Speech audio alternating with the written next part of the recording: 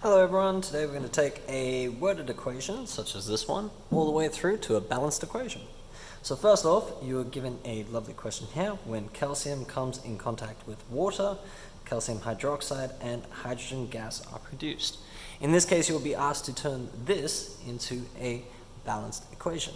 First things you want to do is identify the elements. So with looking in here, we can see that calcium is an important one, so we would highlight that one in the test. We would go across, find that it is grouping with water. That's an indication that those two are combining, so we'd say calcium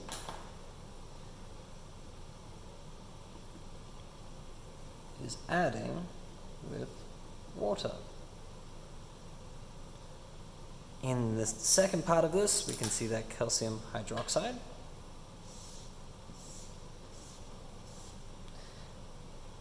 and hydrogen gas are being produced.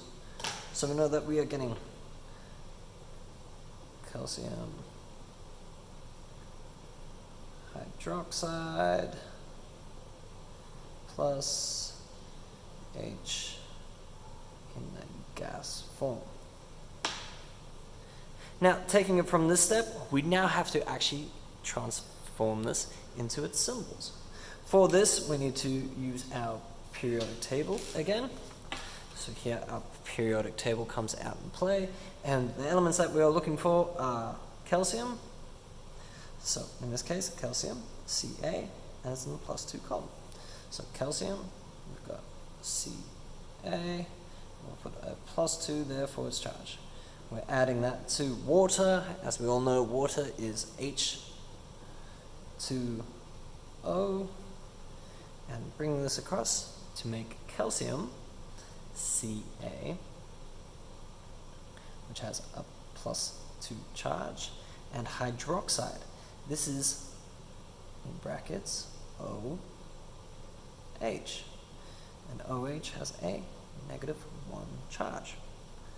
We're adding this with hydrogen in the form of gas, which means it comes in a pair of 2. After all, any of the gases come in pairs. A couple of examples of that would be definitely hydrogen, oxygen, fluorine, chlorine, and every single one of my noble gases except for radon. But taking that into account, we now have our charges, we now have our lovely elements all established. Now we're going to work out, well, are any of them unbalanced? Calcium being by itself is unbalanced. We know that H2O is balanced. In fact, we could check that. H is +1, O is -2. And what we would do is we would do the swap method. So that one would come down here. That one would come down there. Which means we would have the 2 go across there, and a 1 would come down here. But given that we've got the symbol there, we don't really necessarily have to put a 1, because if it wasn't 1, it wouldn't be there. So I can leave it blank. So we've got H2O. With calcium and OH, we'd see that we are requiring a bit of a swap. So that can go down there, and that would come down here. So I would actually end up with Ca1OH2. Can you see why I put it in the brackets?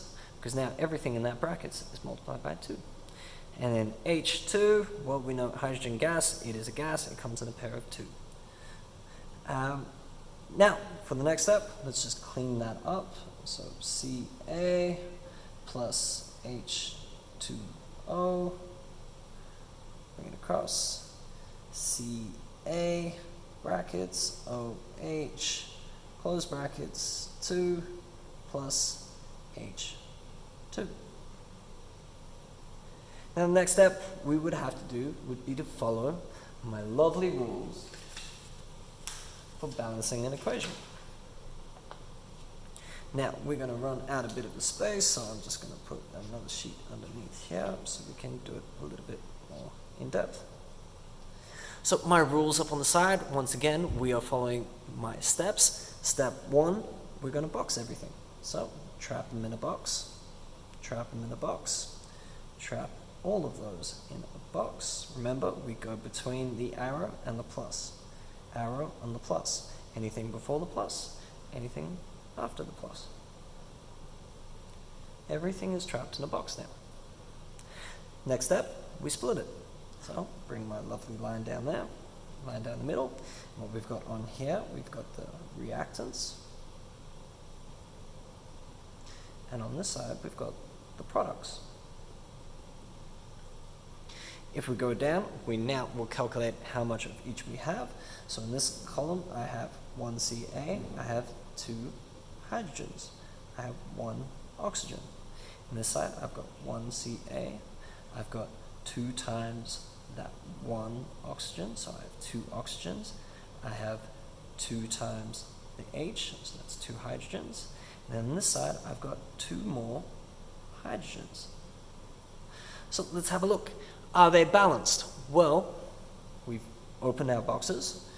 We're now going to check to see if we're balanced. So let's start with Ca. I will point out one more time that I do have one big rule, and that H is always last. Leave hydrogen till last, and I'm going to show you exactly why here. So let's start with Ca. I have 1 Ca, I have 1 Ca. Perfect.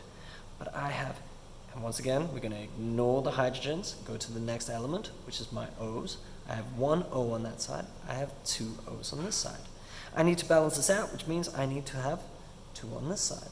Now, I cannot unpack what's in the box, so the only way I can do it is by putting a number at the front that says 2 times everything in the box, which means I have 2 times everything in the box.